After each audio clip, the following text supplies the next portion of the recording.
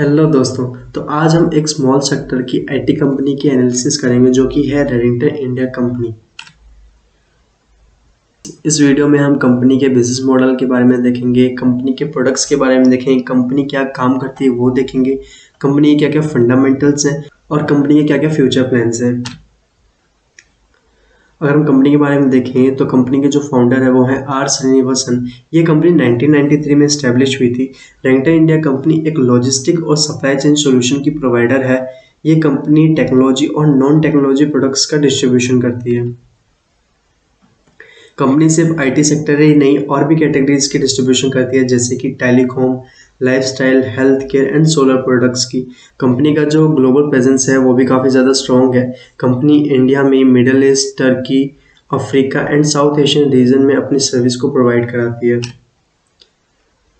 अगर हम कंपनी के माइलस्टोन की बात करें तो 1993 में कंपनी स्टैब्लिश हुई थी और उसके बाद 1994 में एप्सन और सैमसंग के साथ इन्होंने काम किया। 1995 में कॉम्पैक्ट एंड फिलिप्स के साथ, 1996 में इंटेल के साथ और 1997 में माइक्रोसॉफ्ट के साथ। 1998 में इन्होंने IBM, कैनन और ABC के साथ टाई अप किया था। 2000 में कंपनी को एक्सलेंट सर्विस प्रोवाइडर ऑनर किया गया। 2002 में best distributor of India rank किया गया। 2003 में इन्होंने मोटोरोला के साथ काम किया और 2004 में again company best distributor rank की बाय माइक्रोसॉफ्ट। और 1993 से आज तक कंपनी 245 प्लस इंटरनेशनल ब्रांड्स के साथ काम कर चुकी है। अब हम कंपनी के फंडामेंटल्स देखेंगे कि कंपनी कितनी फंडामेंटली स्ट्रॉन्ग है। अगर आप करंट प्राइस देखें कंपनी का तो ये इंट्रिंसिक वैल्यू से कम है। कंपनी का जो रिटर्न है वो एफडी से ज़्यादा है। डिविडेंड रिटर्न भी अच्छा है और एंट्री पॉइंट है, ये ओवरबोर्ड जोन में नहीं है और कंपनी में कोई रेड फ्लैग नहीं है। रेडिंगटन इंडिया कंपनी एक आईटी सेक्टर की कंपनी है। ये एक स्मॉल कैप कंपनी है जिसका मार्केट कैप 11,000 करोड़ प्लस है। ये एक हाई रिस्क है क्योंकि एक स्मॉल कैप कंपनी है, इस वजह से। अगर हम रिसेंटली का मार्केट कैप देखें तो ये 12,000 करोड़ का हो चुका है और नंबर ऑफ शेयर्स 78.15 करोड़ है। पी रेशियो 12.95 है जो कि काफ़ी अच्छा है और फेस वैल्यू 2 रुपीज़ का है। डिविडेंड 3.77 का है। कंपनी के पास जो कैश है वो 303 करोड़ और जो कंपनी का डेट है वो 0.99 करोड़ का है जो कि नेग्लिजिबल है। कंपनी का ROE यानी रिटर्न ऑन इक्विटी 13.61 का है। कंपनी का ROC 20.38 का है। अगर हम कंपनी के शेयर होल्डिंग पैटर्न्स को देखें तो पब्लिक के पास 43.71% है, FII के पास 40.04% है और DII के पास 16.25% है। अगर हम कंपनी के इनकम स्टेटमेंट को देखें क्वार्टरली हिसाब से मार्च 2021 से लेकर दिसंबर 2021 तक, तो जो टोटल रेवेन्यू है वो थोड़ा बढ़ा है, थोड़ा घटा है, थोड़ा बढ़ा है, बट एंड में थोड़ा बढ़ गया है। EBITDA देखें तो ये भी थोड़ा थोड़ा बढ़ रहा है और नेट इनकम देखें तो 302 से 388 हो चुका है। और हम अगर एनुअली देखें तो 2018 में 41,000 करोड़ का था जो कि अब 2021 में 57,000 करोड़ का हो चुका है और EBITDA 884 से 481 बढ़ा है और नेट इनकम 481 से 756 हो चुका है। अर्निंग पर शेयर 6 से 9 हो चुका है और पे आउट रेशियो जो 0.20 से 0.60 हो चुका है।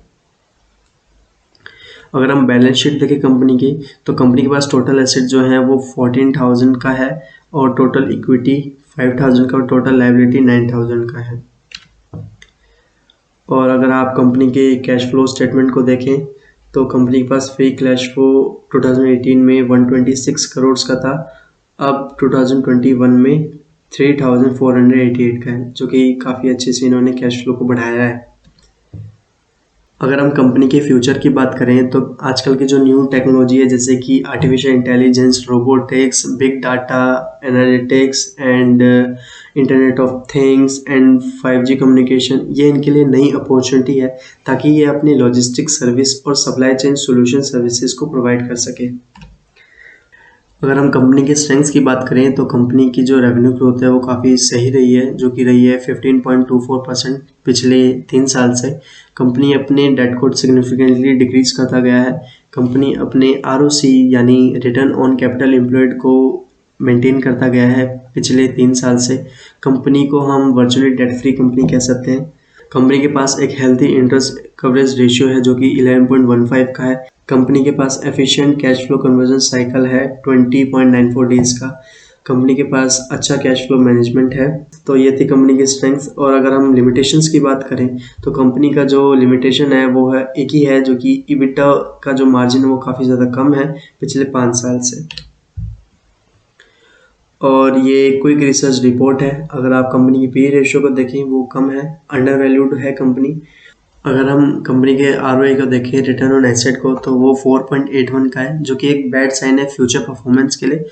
अगर आप इस बात का ध्यान रखें कि कंपनी एक स्मॉल कैप कंपनी और ये IT सेक्टर की कंपनी है जो कि लॉजिस्टिक और सप्लाई चेन मैनेजमेंट को प्रोवाइड करती है, तो आप समझ सकते हैं कि कम रहना भी कोई दिक्कत वाली बात नहीं है। कंपनी के पास अच्छा एक बिजनेस मॉडल है। अगर हम करंट रेशियो की बात करें तो वो 1.37 का है। रिटर्न ऑन इक्विटी 13.61 का है। ये थोड़ा ज़्यादा होना चाहिए, 15 का होना चाहिए वैसे। डेट टू इक्विटी रेशियो 0 है। कंपनी के पास ज़्यादा डेट नहीं है।